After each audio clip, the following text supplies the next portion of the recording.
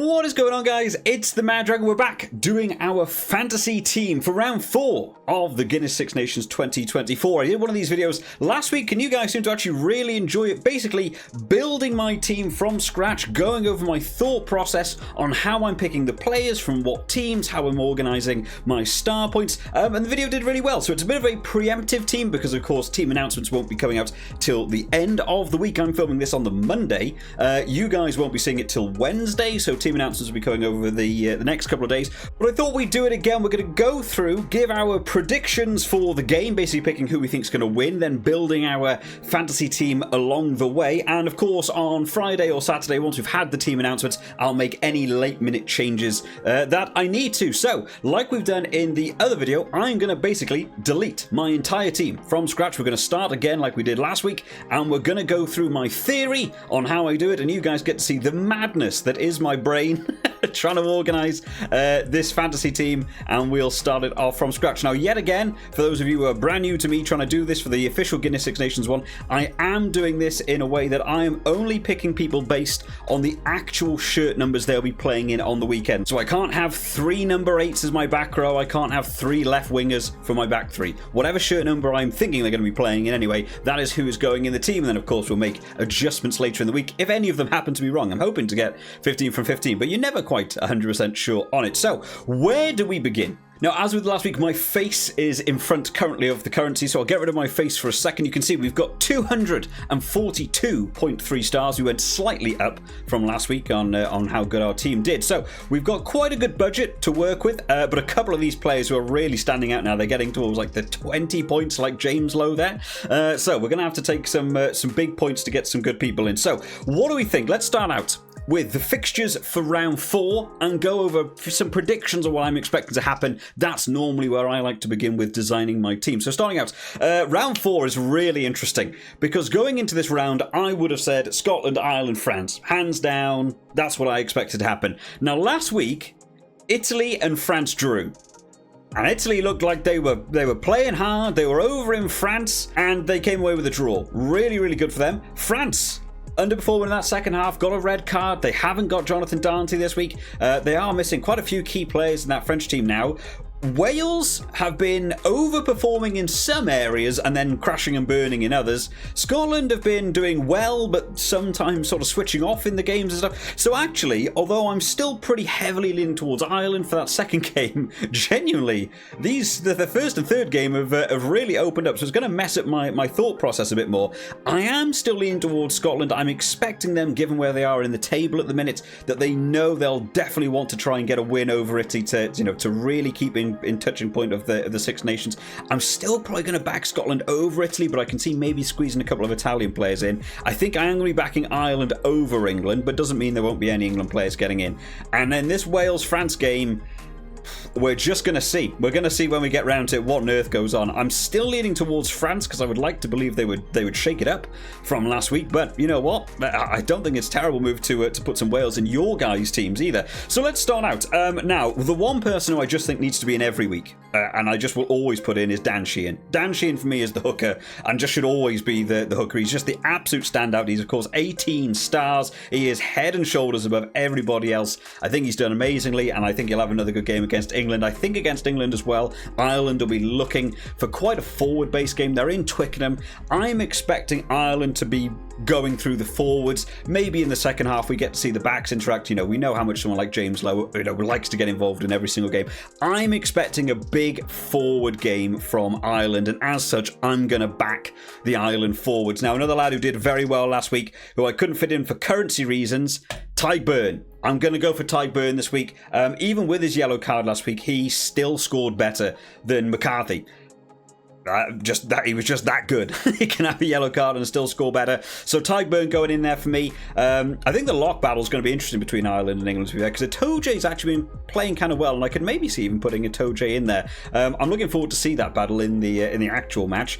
In the back row as well, I don't think it's a bad move to try and fit an Ireland player in here. Now, there's some big games going on elsewhere. Number 6 has been a position that has been letting me down. That blindside flanker, I have had Peter O'Mahony, who did not score well. I have had Jamie Ritchie, who did not score well. I even had Caelan Doris in there in the one game he played 6 when Jack Conan was playing 8, and he didn't do particularly well. So 6 currently is my big issue, and I'm thinking of going for maybe a bit of a wild card at 6. 7 and 8 are definitely somewhere I can see putting an Ireland player in. You could absolutely put Van der Fleer or Caelan Doris in there. For me, I'm still going to go for Caelan Doris in that number 8 shirt for me. Now, obviously, I'm not going to put another number of 8s in, so until we see that team announcement and say that he's moved somewhere, hopefully, fingers crossed for me, because I kind of want to have Caelan Doris in there with another Irish forward. That's how it's going to stand for now. I do have one more Irish player. Maybe I should be looking at an Irish back, but we're going to build it up as we're going. Now, Scotland are going up against Italy. And someone that scored very, very well last week, and I did the wings the completely wrong way around. I went for Kyle Steyn, was a terrible move. This week, I think you absolutely Duhan van der Merwe. If he can get a hat-trick against England, you'd be expecting him to do well against Italy, right? You'd be expecting him to double down on that. Duhan van der Merwe going back in the team for me. Now, the Scottish forwards aren't particularly doing well. The only one that I had last week was Scott Cummings, who played really well in the number 5 shirt. If he moves to 4 this week, I might put Scott Cummings in again. The front row for Scotland, I've not been particularly blown away by. They've lost a couple of scrums on their own put-ins and stuff as well. Potentially fly half Finn Russell could be a really big move here, because I've definitely, he'll be the main kicking opportunity for them. I am thinking Scotland might enjoy a bit of open play and playing out the back. I'm actually going to put in this fullback position for now. I might change it later on. For me, I'm going to look at someone like Blair Kinghorn. I'm going to stick Blair Kinghorn in there for now and go for a double Scottish back 3 and think that maybe Blair Kinghorn might be a little bit more interactive in that game. Of course, we could see Kyle Rowe going back in. Darcy Graham was playing on the weekend at club level and playing well. I don't know if Darcy Graham might suddenly get sprung into the Scotland team as well. Elsewhere in the world then, looking at this Wales-France game. Looking at the Wales-France game, what do we expect to be happening here? Now, in the opening half of the France-Italy game, France looked to be very dominant at scrum time. Now, Wales, for me, at that set piece, have looked shaky. And I'm trying to think about where I could see France really being able to take over and dominate a game. Seeing the way that France linked up Antonio with Tuilagi in the 3 and 5 combo in the scrum to just dominate someone, I imagine someone like Domachowski is going in at the loose head prop for Wales, and I can absolutely see that being an area of concern. So on the tight head prop going up against him, I am going to have a look for Antonio to go in there, because I think he could score very well. Again, another one that I think could go in there again, Pasolo Tuilagi could be going in there in that number 5 shirt, but I've already got Tyg Burn, so I'm not going to try and squeeze in another number 5 somewhere. So, of course, Gregory Aldrit, I think still out with his injury. Charles Olivon plays 7 typically. Francois Crowe could go in there. I think Jalon can also play in that number 6 shirt as well. I'm not entirely sure who will take over that position, but I am tempted to back a French player in the number 6 shirt. For now, I'm going to chuck in Francois Cross and think hopefully he can hold that out. Number 7 shirt, somebody that has been really blowing me away, and I don't think a lot of people have been talking about him a lot, is Tommy Reffel. Has been playing extraordinarily at 7. I can absolutely see Charles Olivon going in there. Maybe even a couple of the England back rowers you can maybe have a look at. I think Tommy Reffel has been playing fantastically. So I'm going to actually stick a Wales player in there. I think this might be my first Wales pick throughout the Six Nations. That's absolutely wild. That's just sort of where I've been viewing this team at the minute. But it's finally nice to have a Welsh pick in there as well. Sticking with the Wales-France game then, let's take a look a little bit further back, because I also think France, although they'll back that power, I think French like to involve their backs a bit. I've only got one spot left in the back 3. I think that could absolutely be looking at a Damien Penaud. Still scored well last week, was a bit of a last-minute call-up for me because we lost Louis Bielbiori. I had to squeeze Damien Penaud into the team in the after-fact just before that game kicked off. I think Penaud might be a good option to get in there and score some points as well. Now, we've got 6 positions left to fill. We've got 95 stars left. I can average about 15. That's not too bad.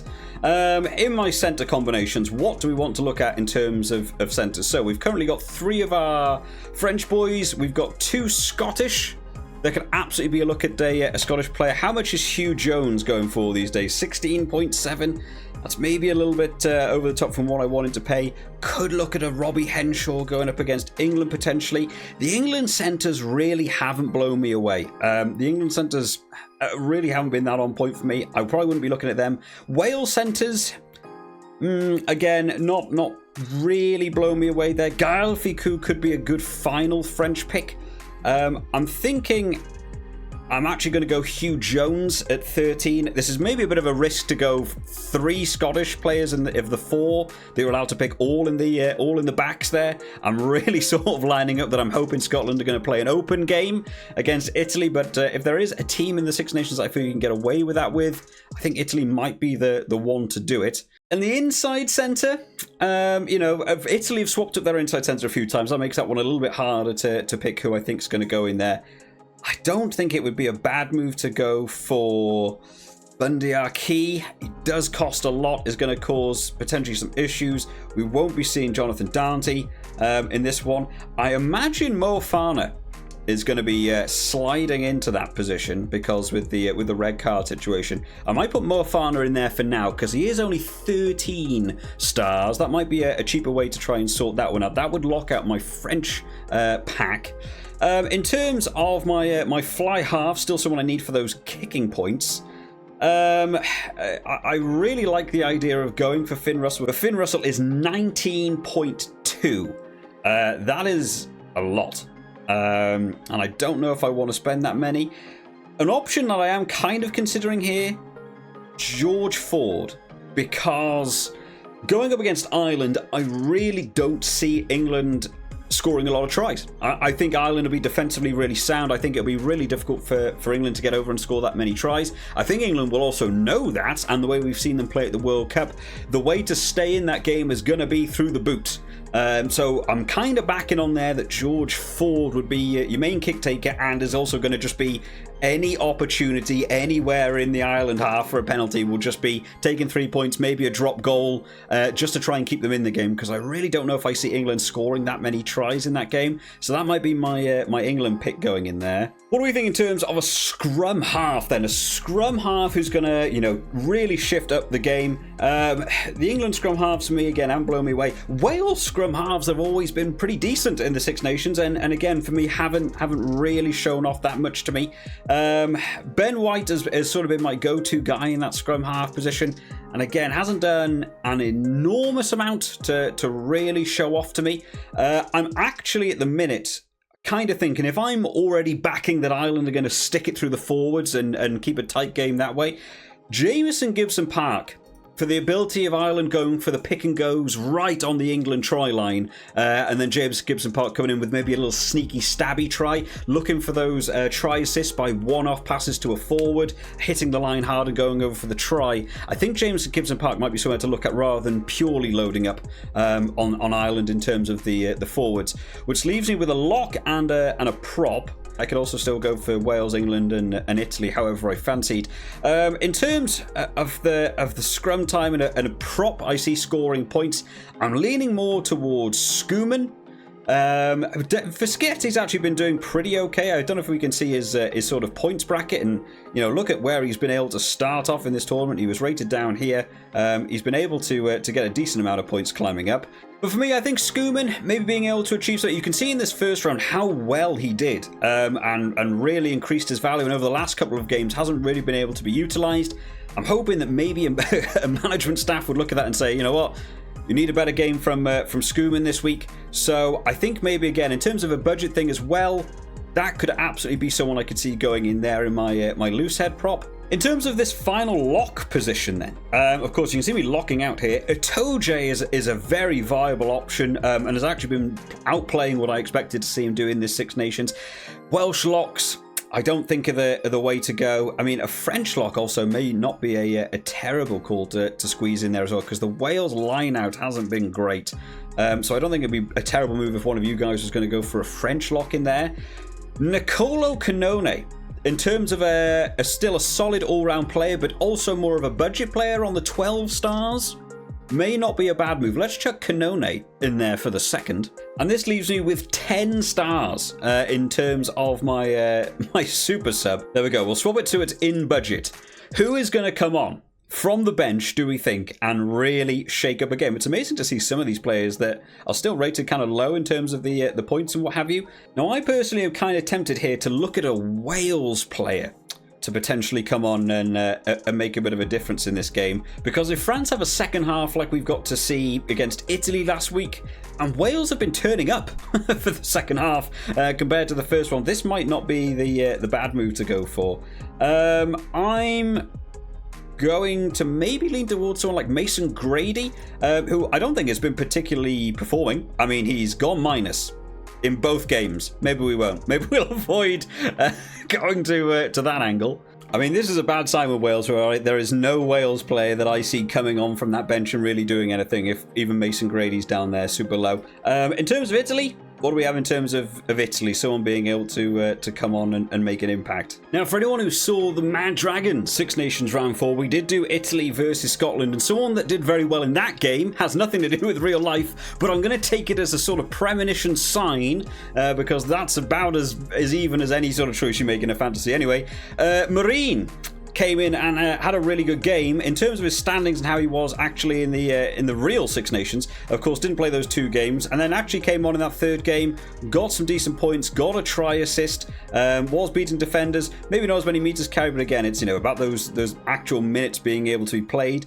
Coming on from the bench, getting one try assist. You know what? It's better than most of my super subs have done. Let's chuck Marine in there as my super sub, and this is how my team is left standing. I've got a budget left of 1.1 stars. You can't see it behind because it's behind my face, but this is what I'm sort of thinking as it stands at the moment. In terms of a captain, even though I would put good money on that Ireland are the ones to be able to beat England, I think I need a big weekend to come back. I need people to be scoring numerous tries in order to try and save my fantasy and get back into it. I'm looking at Duhan van der Merwe. Making him captain, double down. This guy to have two great games in a row and go over to Italy and have another solid performance. That's what I'm hoping for. I might even look at Blair Kinghorn changing that closer to the time. Are there any changes that I would maybe want to make? We'll have a bit of a run through as we were going. I'm pretty happy with that front row. I think in the lock department, I don't think there would be anything wrong with picking French locks. Another way around this could potentially be, even though I love Tyburn, I think he's a solid player, could be putting Tuolagi in there for France and actually picking McCarthy for the number 4 shirt. Obviously, for you guys, if you're not following my specific rules, you can just chuck both of them there if you wanted to. My back row, I'm pretty happy with. I mean, that number 6 shirt is throwing me issues anyway. I'm going to have to wait till the actual team announcement to make sure Francois Cross is actually going to be playing in that number 6 shirt. That might get swapped out for a French player, in which case, if it is swapped out for a French player, we'll see how it goes. But there even might be the opportunity to actually move in a French lock here and maybe pick an Italian back rower. Could be something else I look at. The choice in my backs, Jameson Gibbs-Park's been performing pretty well in terms of a scrum half anyway. 12-13, I'm guessing Mo Farney's going to be the guy starting in that 12 shirt, mainly because, Jonathan Dante's going to be out with that red card now. Pinot and van der Merwe, I'm still expecting to play well. Obviously, I'm going to lose those kicking points from not having Ramos, which might be a big call to drop Ramos for this week, because those kicking points for France, absolutely vital. But Ramos only kicked 8 points last week against Italy, and they were playing in France. They're going to Wales. It might be that he has a similar kicking game, in which case avoiding Ramos might be a bit of a cleverer move. George Ford going in at 10 there. I am just full-on loading up, hoping that George Ford gets a bunch of kicks. If Ireland dominate that game and don't really let England do anything, that I think could be a terrible pick, and it might come back to bite me. But there we have it, guys. That is my team as it stands going on into round 4. Of course, when we have the team announcements, I'll be updating the team. I'm going to try my best on Friday night or on Saturday morning. I'll put out another video on the channel that will be my updated team, due to the teams getting announced and we definitely know who's going to be playing. So make sure you hit the old subscribe button so you are the first to know when that video goes live. What do you think about my team? We all have different opinions, right? I'm sure loads of people will tell me my team is terrible. It's the worst team they've ever seen. Some people say it's a great team, but let me know down in the comments who you would change out, who you would try and make go where. Of course, remembering I am also doing some slightly different rules to the official rules on the Six Nations Fantasy, guys. But I hope you all enjoy this one today, guys. Of course, preview videos coming out this week along with the updated team, and hopefully you've all enjoyed the Mad Dragon Six Nations as it's been going on, because there's been some really fun games to be seeing on the channel as well. I'll see you all next time, guys. Bye bye.